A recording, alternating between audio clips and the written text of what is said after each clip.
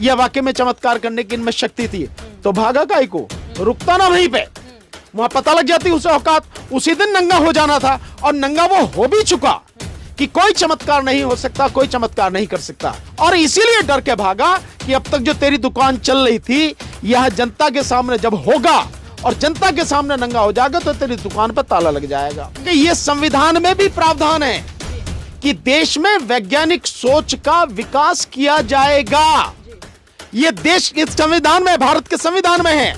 लेकिन जब देश का प्रधानमंत्री ही अंधविश्वास फैलाने में लगा हो, ये जितने भी बाबा हैं, इन बाबाओं के यहां तुम जाते हो, बस इन्हें एक ही काम कर दो, इनके यहां पैसा देना बंद कर दो, क्योंकि भगवान का पैसे से कोई लेना देना नहीं है जी। जो जिसे तुम कहते हो भगवान के सब कुछ वही देता है, तो उसका दिया उसे क्या दे रहे हो यार। नमस्कार, आप देख रहे हैं द जनता लाइव और मैं हूं आपके साथ नलिनी। आज हम एक ऐसे विषय पर बात करने जा रहे हैं जो समाज में हर तरह से सक्रिय है। जी हाँ, विषय है अंधविश्वास, अंधश्रद्धा, अंधभक्ति।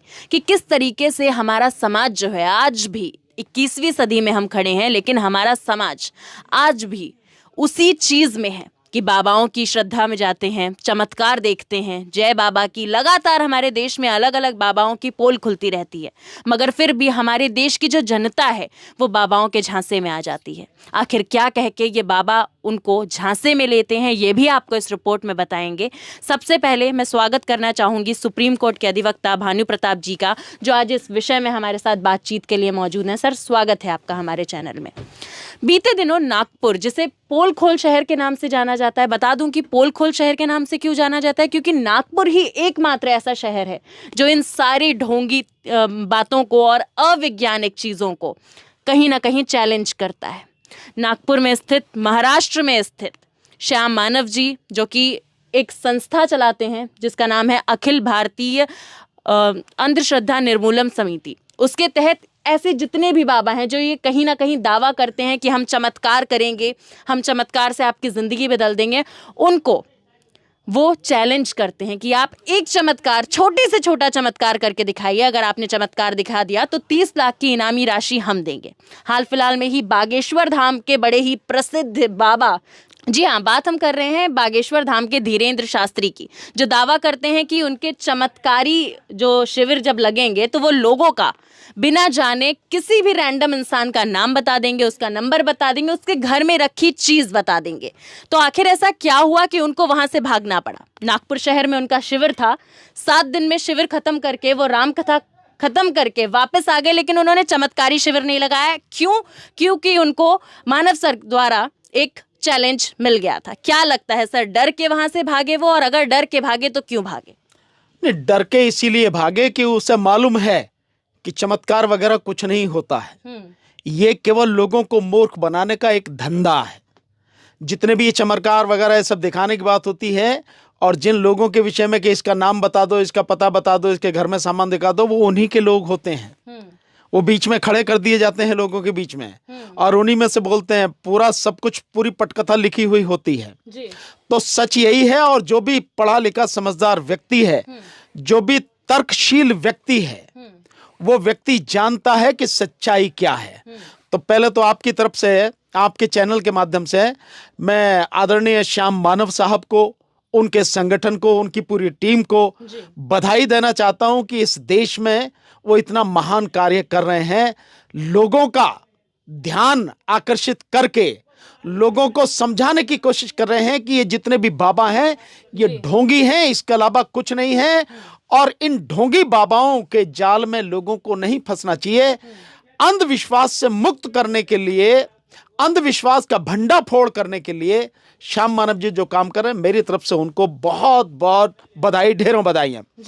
और जिसकी बात आपने की कि बहुत प्रसिद्ध बाबा ये धीरेन्द्र, ये प्रसिद्ध नहीं, कुख्यात, इनके लिए एक शब्द है हिंदी में बहुत बढ़िया। एक होता है प्रख्यात, एक होता है विख्यात, ये होता है कुख्यात।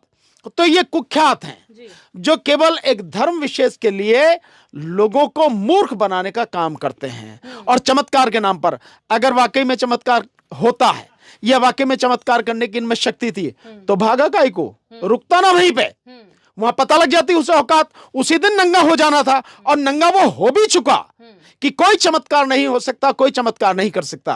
तो जो आप बात कर रहे हैं वो बहुत अच्छा किया उन्होंने। और इसीलिए डर के भागा कि अब तक जो तेरी दुकान चल रही थी, यह जनता के सामने जब होगा और जनता के सामने नंगा हो जाएगा तो तेरी दुकान पर ताला लग जाएगा। लेकिन अफसोस इस बात की है कि इतनी सारी चीजें बताने के बाद भी, इतनी सारी चीजें सामने के आने के बाद भी, और केवल श्याम मानव साहब का ही एक प्रयास नहीं है, ऐसे बहुत प्रयास हुए हैं, बहुत। मैं अगर उनकी बात छोड़ भी दूं, जो तथागत बुद्ध का इतना बड़ा प्रयास रहा, उसके बाद और बहुत लोगों ने प्रयास किया, गुरुदेव नानक साहब हों, संत कबीर साहब हों, रविदास जी हों, कितने ही जो संत हुए हैं, और बाबा साहब ने तो पूरा आपको खोल के सबको दिखाया, बताया सारा सब कुछ। और जो तथागत की जो शिक्षा है विपश्यना, यानी उनका जो धर्म है, धम्म जो है शुद्ध रूप में क्या है, उसको जो आचार्य सत्यनारायण गोयंका जी पूरे दुनिया में दिखा रहे हैं, उनके माध्यम से विपश्यना केंद्र जो है वहां से अंधविश्वास हटाने की कोशिश की जा रही है। उसी श्रृंखला में यह भी एक बड़ा प्रयास, लेकिन बावजूद इसके लोगों की आंखों का पर्दा, इतनी मोटी जो चादर उनके आंखों पर पड़ी है, वो हटता नहीं। ये बड़े दुख की बात है कि बार बार कहने के बावजूद भी ये सब कुछ नहीं हटता है। श्याम मानव सर ने तो सर यहाँ तक चैलेंज किया कि अगर एक भी चमत्कार वो दिखाते हैं, लेकिन शर्त ये है कि जो लोग होंगे वो उनके होंगे, वो 10 लोग उनके होंगे जिनके बारे में शास्त्री जी को बताना होगा, धीरेन्द्र शास्त्री को चमत्कार दिखाना होगा। लेकिन उस चमत्कारी शिविर से पहले ही वो वापस चले गए एमपी। तो मैंने आपको इसीलिए बताया ना कि वो जो उन्हीं के, भाई वो तो दुकानदारी है, तो उनकी दुकान में काम करने वाले जो लोग हैं, उनके घर, दुकान, मकान, उनके पते में तो जान देंगे सारा सब कुछ, भाई जो उनका नौकर है। इसीलिए उन्होंने बिल्कुल सही कहा कि सच्चाई अभी पता लगेगी जब लोग हमारे होंगे, उनके विषय में बताओ, है या नहीं है। आप देखेंगे ऐसे कई लोग हैं, ऐसे कई बाबा हैं इस देश में, तो बाबाओं की एक तरह से बाढ़ है, और सिर्फ ये लोगों को ठगने का काम कर रहे हैं, इसके अलावा इनका कोई काम नहीं है। जब सामने आमने सामने बात करने की बात हो तो इनके पैरों की तले की जमीन निकल जाती है और ये दुम दबा के भाग जाते हैं, मैदान से भाग जाते हैं। लेकिन अफसोस इस बात का है कि इतनी सारी चीजों के बताने के बाद भी, इतनी सारी चीजों के समझाने के बाद भी जनता की समझ में नहीं आती है। मैं आपको बताऊं, उसी श्रृंखला में है ये, उस तरह का तो नहीं, पर उसी श्रृंखला में है ये। इस दिल्ली के आसपास की बताता हूं, दिल्ली और एनसीआर में पिछले तकरीबन 15 साल में तकरीबन 15 से 20 हजार मंदिर बने हैं, 15 से 20 हजार। जहां भी देखो कहीं पे पहले कुछ एक पत्थर रखा, फिर थोड़ी सी जो चारों तरफ ईंट रख दी, फिर थोड़ी सी एक वो उसकी बना दी दीवार सी, और देन धीरे धीरे आप देखो कि मंदिर बन गया। और वहीं से लोग लाइन लग जाती है। जैसे ही वो ठीक ठाक सा हुआ, वैसे ही लोगों के हाथ जोड़ने की, दंडवत होने की, पैसा चढ़ाने की, अगरबत्ती जलाने की पूरी श्रृंखला शुरू हो जाती है। आप देख, मतलब लोगों का, आप देखो यहां से लेके वहां तक, आप यहां से जाइए, आप यहां से आप जाइए, सड़क पे ही आपको मिल जाएंगे जो बने हुए तथागत। तो ये जो चीजें हैं, मैं समझता हूं श्याम मानव साहब का प्रभाव, जो प्रयास है, बहुत अच्छा है, और ऐसे प्रयासों को हम सबको मिलके और इनकी सराहना करनी चाहिए और इनको बढ़ाना चाहिए, ताकि ये जो ढोंगी बाबा हैं, ये तथाकथित चमत्कारी बाबा हैं, इनको नंगा किया जा सके, इनकी सच्चाई दुनिया को बताई जा सके। सर, महाराष्ट्र में एक एक्ट है जो कि the drugs and magic remedies करके जाना जाता है, जिसके तहत ऐसे लोग जो समाज में इस प्रकार का अंधविश्वास फैला रहे हैं, इस प्रकार की कुरीतियां फैला रहे हैं और अवैज्ञानिकता की बात करते हैं, जो सिद्ध नहीं हो पाता कि वैज्ञानिक रूप से पॉसिबल है, उसके तहत ऐसे लोगों पे वो लोग FIR करते हैं। तो ऐसे में सर, उनका वहां से भाग जाना, और उन पर भी FIR दर्ज करा दी गई है, और अब जो शास्त्री साहब हैं, धीरेन्द्र शास्त्री, उनकी तरफ से एक बयान आया कि हाथी तो चलता रहता है, कुत्ते भौंकते रहते हैं। नहीं तो भाग का ही हो गया, हाथी चलता रहता है, तो हाथी को चलने देना था ना, अपना चमत्कार वाला दिखाता तब पता लगती उसे। देखिए, जो एक्ट बनाया है बहुत अच्छा एक्ट है, और मैं कहता हूं इस एक्ट को नेशनल लेवल पर बनाना चाहिए, सेंट्रल गवर्नमेंट को बनाना चाहिए, संसद द्वारा पास किया जाना चाहिए, ताकि कहीं भी, क्योंकि यह संविधान में भी प्रावधान है कि देश में वैज्ञानिक सोच का विकास किया जाएगा। यह देश इस संविधान में, भारत के संविधान में है। लेकिन जब देश का प्रधानमंत्री ही अंधविश्वास फैलाने में लगा हो और अंधविश्वास की चर्चा कर रहा हो लगातार, उस अंधविश्वास को बाकायदा दिखाया जा रहा हो टीवी चैनल्स के माध्यम से रात दिन, तो बाकी मत बनेगा कैसे, रुकेगा कैसे? सो ये जो चीजें हैं, निश्चित रूप से इस एक्ट को अगर नहीं सेंट्रल लेवल पर बनता है तो जो स्टेट गवर्नमेंट है उनको बनाना चाहिए। यह संविधान सम्मत होगा, वैज्ञानिक सोच की बात जो संविधान कहता है उसके अनुरूप होगा। और जब तक ये वैज्ञानिक सोच नहीं आएगी, इस तरह के अंधविश्वासों पर प्रहार नहीं किया जाएगा, इनसे सीधे सीधे दो दो हाथ नहीं किया जाएगा, तब तक ये गंदगी इस देश में फैलती ही जाएगी, कम नहीं होगी, रुकेगी नहीं। सर, इसी पे मैं एक सवाल लेना चाहूंगी कि जिस तरीके का ये एक्ट महाराष्ट्र में लागू है कि ऐसे इंसानों पे तुरंत एफआईआर दर्ज हो जाती है, आपको क्या लगता है ऐसे कौन कौन से एक्ट्स बनाने चाहिए जिससे देश में कहीं ना कहीं इस प्रकार का अंधविश्वास और इस तरीके की झांसेबाजी कम हो? नहीं, देखिए, देश में वैसे तो संविधान में प्रावधान है, लेकिन आज की तारीख में जो सरकारें चल रही हैं, जितनी भी सरकारी मशीनरी है, वो सरकारी मशीनरी पूरी तरह से, इवन जो संवैधानिक संस्थाएं, स्वायत्त संवैधानिक संस्थाएं हैं, वो भी वर्तमान सरकार के सामने, केंद्र सरकार के सामने दंडवत हो चुकी हैं, उनके हिसाब से उनके लिए काम कर रही हैं। नहीं तो ये सब उनका काम है। तो ये कानून न केवल केंद्र स्तर पर बनने चाहिए, बल्कि राज्य स्तर पर बनने चाहिए। और कानून ये बनने चाहिए कि किसी भी किस्म का अंधविश्वास कहीं से भी, चाहे वो धर्म के ही नाम पर क्यों ना हो, कहीं से भी फैलाया जाएगा, उसे किसी हालत में बर्दाश्त नहीं किया जाएगा। और इस तरह के लोगों को न केवल आजीवन कारावास की सजा, बल्कि मैं कहता हूं इनको कैपिटल पनिशमेंट, इन्हें फांसी की सजा दी जानी चाहिए, जो देश में अंधविश्वास फैलाते हैं। इस अंधविश्वास के चलते आप देखते हैं कितनी ही बलि दी जाती हैं, बच्चों की बलि दी जाती है, अंधविश्वास के कारण तो है ही बलि जो दी जा रही है।